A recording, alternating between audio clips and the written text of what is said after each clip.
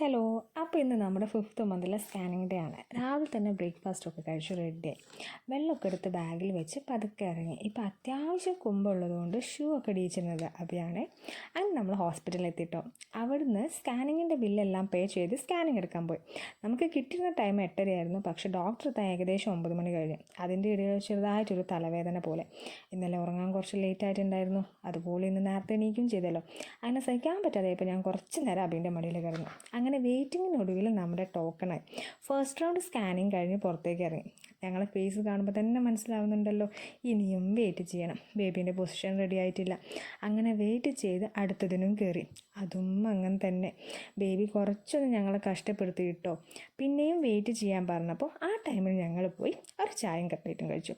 Chocolate കഴിച്ചാൽ position ready ആവുമെന്ന് പറഞ്ഞിട്ടുണ്ട്. റെഡിയായാൽ മതിയായിരുന്നു. അങ്ങനെ 3rd റൗണ്ടിൽ റെഡിയായി കിട്ടി. ബേബിക്ക് കുഴപ്പമൊന്നുമില്ല, എല്ലാം ഓക്കെ ആണെന്ന് പറഞ്ഞു.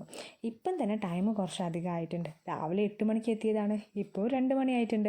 വിശന്നിട്ടാണെങ്കിലോ കണ്ണ് കാണാൻ വയ്യാതെ ആയിട്ടുണ്ട്. അങ്ങനെ ഹോസ്പിറ്റലിൽ നിന്ന് ഇറങ്ങിയിട്ട് നേരെ പോയിട്ട് ഫുഡ് കഴിക്കുക.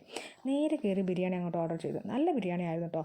പിന്നെ വല്ലാണ്ട് വിശന്നിരിക്കുന്നതുകൊണ്ട് എൻ്റെ കോൺസെൻട്രേഷൻ പിന്നീട് അങ്ങോട്ട് ബിരിയാണിയിൽ മാത്രമായിരുന്നു. അതുകൊണ്ട് തന്നെ നമുക്ക് ഇന്നത്തെ വീഡിയോ അവസാനിക്കട്ടോ. അപ്പോൾ കാണാൻ. ടാറ്റാ, ബൈ.